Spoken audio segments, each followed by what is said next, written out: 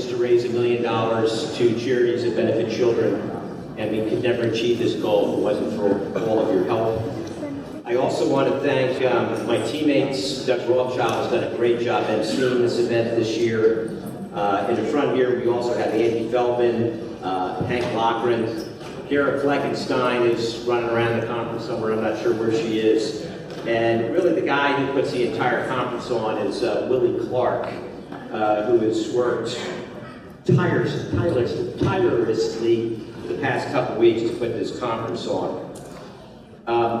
I played that last song for a couple reasons. The first is that David Bowie was a friend of the hedge fund industry. He performed at a number of Robin Hood events. And the second is, I think it kind of describes what it's got to be like to be a hedge fund research analyst at a public pension fund where your objective is to generate the highest returns you can to help protect the retirement benefits of retirees. And for some public pension funds that are underfunded and have a lot of politics, it's just got to be very difficult.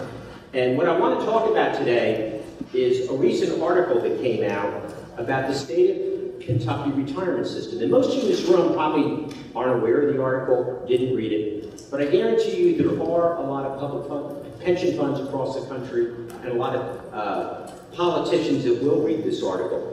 And the article is extremely dangerous. And it's extremely dangerous because it controls or contains a lot of inaccuracies in it that people could use to make decisions that will hurt retirement benefits for retirees. It's an emotional article.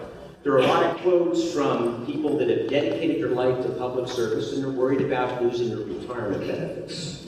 The main gist of the article is that the reason that public pension funds, some of them, are highly underfunded is due to gambling on high-risk hedge funds and private equity funds, along with unscrupulous placement agents, which is obviously wrong. That is not the reason that public pension funds are underfunded.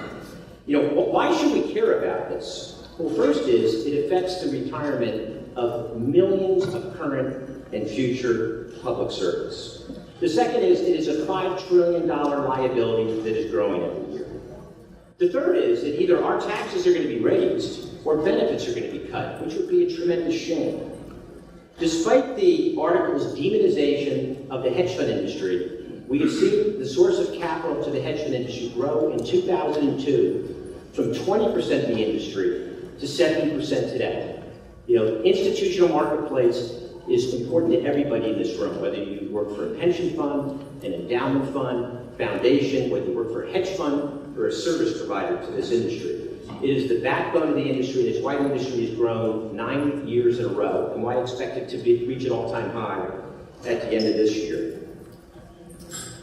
I've developed a very strong knowledge of public pension funds during my 34-year career. As many of you know, at one point I was head of institutional asset management sales for two of the largest asset managers in the world. In those roles, a large percent of public pension funds were my clients. I have seen the various organizational structures and decision-making processes across the country of public pension funds. I also served 12 years on the investment committee of a public pension fund. My comments are relative to the asset side of public pension funds, not the liability side relative to the retirement benefits that people receive. And I would like to say that some of the brightest and most innovative investors I know work for public pension funds. Some of them have spoken at this conference. With that said, there are significant differences in the quality of how various public funds are run. I see 4 primary reasons why some public pension funds are significantly underfunded in this country. The first is there is no federal oversight requiring an annual contribution. In 1974, after Studebaker went bankrupt and retirees lost their retirement benefits, Congress passed legislation called ERISA. And ERISA required corporate and Taft-Hartley plans to pre-fund the retirements. And every year they have to make a contribution based on increasing liability for their pension fund and paying off some of the unfunded liability of the pension fund. This doesn't apply to public pension funds. Public pension funds can elect to underfund their pension fund, or they can elect to not even make a contribution to the pension fund. In the case of Kentucky, one of the worst funded pension funds in the country, they went a decade in underfunding their pension fund. There should be legislation, just like there is for ERISA, requiring public pension funds to make annual contributions. The second thing is, there is no oversight on the discount rate public pension funds use to calculate their unfunded liabilities. And the math is very simple. The higher the interest rate you use to discount your future liabilities, the lower your future liability calculation is going to be. Congress passed legislation a few years ago relative to ERISA-based plans. ERISA-based plans, it's not discretionary. They have to base their discount rate on the bond yield curve. So if interest rates go down, they got to lower their discount rate. With public pension funds, they have a decision. One decision from politicians is, do I want to improve the short-term balance sheet of my municipality, or do I want to do what's best interest of the pension plan? And 95% of the time, it's improve the short-term balance sheet of the municipality to improve the probability of me getting reelected.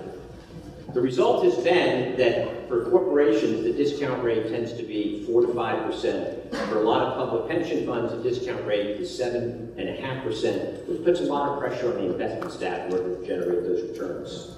I think there should be legislation that requires public pension funds or some type of oversight to have discount rates that are similar to those used by ERISA-based plans. The third thing, and as I mentioned before, some of the brightest and most innovative investors I know work for public pension funds. Although there is a tremendous discrepancy across public pension funds of how they run. The optimal structure is one with 3 legs. The first leg is staff. It's very important that public pension funds compensate their people well. The second is making sure that they are fully staffed with people with very strong investment knowledge. That's the first leg of the stool. The second leg of the stool is having a board or oversight committee with strong investment knowledge that can oversee the investment team and add value to that investment team. The third leg of the stool is having a consultant that they can bounce ideas off of. This is how most endowments and foundations that are large are currently structured. It is not how they were structured back in the 90s. In the 90s, a lot of them had limitations in how much they could pay people. They were tied to the compensation structure in the university. They had boards with people that did not have strong investment knowledge. Since then, they've hired CEOs. They changed their compensation structure, and most of them are run very well. Today, there is tremendous differences in how the investment structure of public pension funds is organized. There are some that do not pay their people well. There are some that are significantly understaffed. This is not where you want to save money. You have an understaffed team that is responsible for investing billions, if not tens of billions of dollars.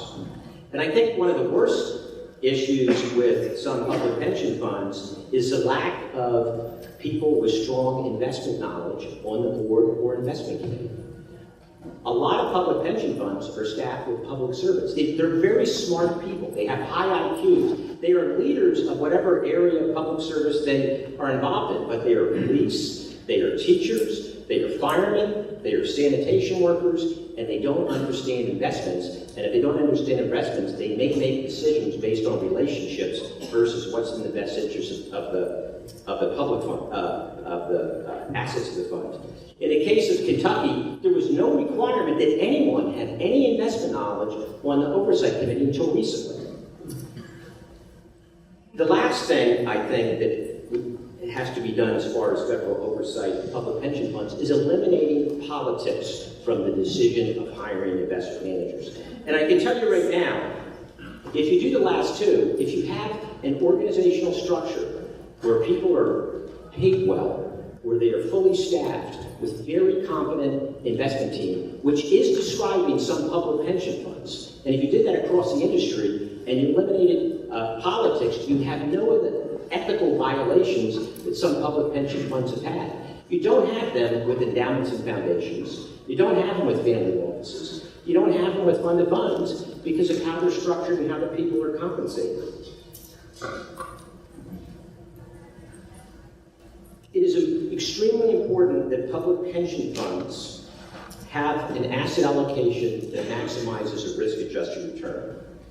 If a public pension fund lacks acceptable investment knowledge, they probably should index their entire portfolio, because they're not going to do a good job picking alternative investment firms, and they certainly aren't going to do a good job picking long-only managers. I'd be willing to bet that many of these public pension funds, long-only managers, have significantly underperformed the S&P 500. For those that are properly staffed, they shouldn't be restricted to prejudiced views that are based on incorrect fact. I want to return to this article that says that the main reason that public pension funds are underfunded is because of gambling on high-fee hedge funds, private equity funds, and reliance on placement agents. So the first thing is, why did pension funds increase their allocation to hedge funds to begin with? And, I have firsthand experience because I was on an investment committee in 2008. And in 2008, pension funds across the country thought they were very diversified in long-only investment strategies. And they sustained losses significantly larger than they thought they would. Why did this happen? The reason it happened is every year, public pension funds sit down and they try to figure out what their asset allocation is going to be. Again, they try to come up with an asset allocation that's going to generate the highest return for a given level of risk. And what they do is they break down the capital markets into their component parts, and for each part of the portfolio, they come up with a forecast for expected return, volatility, and correlation. For example, they may do it for small cap value and small cap growth. They might do it for large cap value, large cap growth, EFA, emerging market, private equity, high yield, so on and so forth. Each of those coming up with expected return, volatility, correlation. And then they put it in an optimizer and they try to figure out what asset allocation they can have that's going to maximize return for a given level of risk. And they then compare it to what their current asset allocation is, and they will slowly gravitate it to enhance risk-adjusted returns. The problem with that model is that when you have a market sell-off, correlations rise. And that's not what you want when markets sell off. The other issue is volatility increases. And if volatility increases and correlations rise, you're going to have a much bigger decline than what you anticipated. So the question is, can hedge funds help reduce downside volatility and add to diversification? The answer is yes. There are a lot of strategies that have very little correlation to capital markets. Some strategies actually are negatively correlated to capital markets. And in 2008, some strategies were actually up. The second question is, can hedge funds enhance the returns of pension funds? And there's been a lot of criticism. Hedge funds have underperformed the S&P 500. Well, the fact is the S&P 500 has outperformed almost everything, including most long-only equity managers. The other fact is, during our lifetime, markets have bounced back pretty quick when they sold off. But that's not always the case. If you're a pension fund, you cannot invest all your money in equities. A lot of people forget that in 1929, the market went down between 80 and 90%, which is bad. But what's even worse is it took 23 years to get back to its all-time high in 1929. If that happened to a pension fund, you couldn't pay benefits, so they have to be diversified. So can hedge funds add value to pension funds? Well, let's go back to the asset, or the way they come up with their asset mix, and assigning expected returns, volatility, and correlations. And why we've seen so much money go into hedge funds. Back in the 80s and 90s, a lot of pension funds had 60% in equity and 40% in fixed income. They still have a fair amount in fixed income. And the fixed income managers typically have a benchmark of the Bloomberg Barclay Aggregate Bond Index. So when you're doing these models over the past few years, what return expectations are you putting on the Bloomberg Barclay Aggregate Bond Index when interest rates are extremely low? A lot of them are putting a 3% expected return on fixed income. For hedge funds, they were putting a 4 to 7% return. So what happens in that scenario? Money goes from 3% to 4 to 7%. So the next question is, there's been a lot of criticism on the performance of hedge funds. How has the bond market done over time? Well, let's look at the past 3 years. Over the past 3 years, the Bloomberg Barclay U.S. Aggregate Bond Index, this is through the end of September, returned 1.35%. There's no articles about that. 1.35%. Poor bond manager, that's your index. What did the hedge fund industry do over the past 3 years? It was up 5.34% if you use the HFRI fund weighted index, so it outperformed by over 400 basis points. So if you just got the returns of the index over that time period, you would have added 400 basis points if you took money from a core fixed income manager and you got the returns, whatever the index was. And I would say that the index, the hedge fund index, is not a good index. Unlike the S&P 500 or the aggregate index, those are just securities. The hedge fund index is managers. And at the end of the day, I think 90% of hedge funds aren't worth the fees they pay. And that may sound really bad to a lot of people out here, but it's a fact that the barriers to entry of hedge funds is not very high. Now, the good news is there are 15,000 hedge funds, and 10% of 15,000 is 1,500 that are good. There's plenty to pick from that are good. So just think about this. If you put together an index of where 90% of the managers aren't very good, what are your expectations for return of the index? They're not very good. Most of the people in this room would not be happy with the returns of the hedge fund index. The last point relative to hedge funds is fees, and I think this is a very valid point. I think public pension funds should be focused on fees. They should try to get the lowest fees they can. It should not be their driving force. But if there are multiple firms that have very similar products, they should focus on the one that has the lowest fees. And if someone has, someone's a smaller manager, they should consider that. Smaller managers have much more flexibility to negotiate fees. These are not stuck with the legacy most favored nation clauses. But with that said, the returns I said for the hedge fund index were at after fees, and after fees, hedge funds have added value to pension funds, especially those that have taken money out of fixed income, put it equity, both from a return standpoint and a diversification standpoint. The next thing about the article is criticism about placement agents. And what's interesting is I've written a lot of articles, and I almost never write about what I do. I'm a third-party marketer placement agent. And I can tell you that some of the stuff that I read is very upsetting because it is completely inaccurate. In my career, I have been head of institutional sales for, again, 2 of the largest asset managers in the world. I have been head of sales for the 2nd largest hedge fund in the world. And I founded one of the top placement agent third-party marketers in the world. And I've seen the differences in how they market to public funds.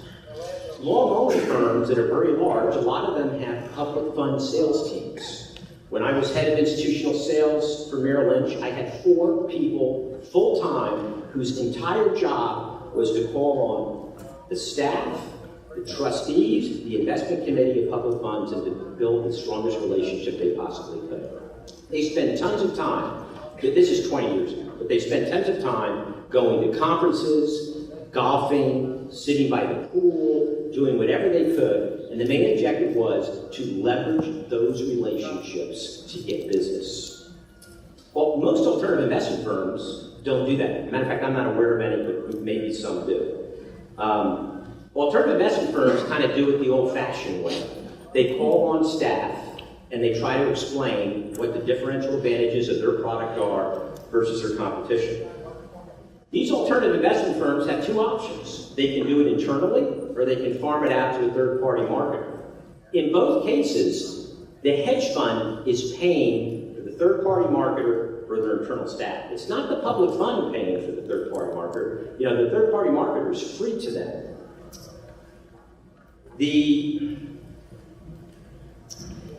I want to tell you a story. And my career has kind of gravitated over time. So in the first part of my career, I did the long-only thing. My last job was head of institutional sales for Merrill Lynch. In that role, I was responsible for looking at all the products we had. We had just bought a firm called Mercury over in London. We had a huge mutual fund operation outside of Princeton. We might have had 50 to 100 different strategies. And I had to look and see which ones I thought I could sell to the institutional marketplace. And I went and looked at it. And after spending a huge amount of time meeting with all the investment firms, I came to the conclusion that there was almost nothing that they had that I thought was going to outperform indices. And that's when I made the decision to switch over to a hedge fund. I then retired and went down to Richmond, and I did a bunch of charity work, which was very fulfilling. And when I came back to work, I had a bunch of hedge funds that approached me and they said, "Hey Don, will you come work for me?" And in my career, I've seen a lot of my friends that work for long-only firms, work for hedge funds, and there's a lot of organizations that have a product that for some reason isn't very good. Maybe at one time it was, and maybe the key investment professionals left. Maybe the investment process, a lot of people have replicated and the alpha has gone away. Maybe it's just out of style. For whatever reason, it's just not a very good product. And I've seen tons of my friends who have worked for firms like this. And when you have that situation, and I told you before, I think 90% of hedge funds aren't very good, but 10% are. When you have that situation, you have two choices. One is you can continue to sell a product that you do not think is very good to get a salary to support your family. Or the second option is you can go quit. And a lot of people continue to collect a salary and sell a product that they really don't believe in. And then if you do go to another job, what do? Do you work for the firm that has the best possible product? Or do you work for a firm that's going to give you a very large guarantee and you're going to make the most amount of money? You know, that's a very difficult ethical decision to make, and a lot of people gravitate to the one that they can make the most money in. What I like about what I do is that we get to choose who we represent, and if a manager doesn't do well, we can stop marketing them and market someone else. And so I do think there are a lot of people in this room that represent good product, and my comments are not directed at you. What my comments are directed at is, I think some of the top third-party marketers in the industry have less conflict of interest because they can choose what managers they represent than people that just represent one particular product. You know, I want to go back and just summarize my presentation today. And the first is that there's a lot of hedge funds out there, and I think that there are a number that can add a significant amount of value to public pension funds, but you need skill in order to be able to pick those managers. The second thing I'd like to point out too is there are a number of third-party marketers. Not all are good, but I think some of the top ones in the industry do add value. And the final thing I want to point to is public funds.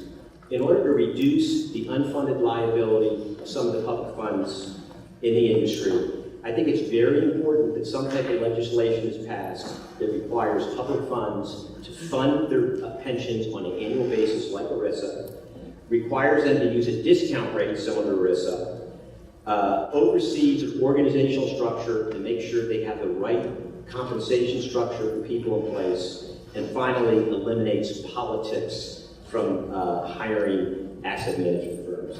And with that, I want to thank you all again for coming to my conference. We have a coffee break for 30 minutes, and we'll see you back very shortly.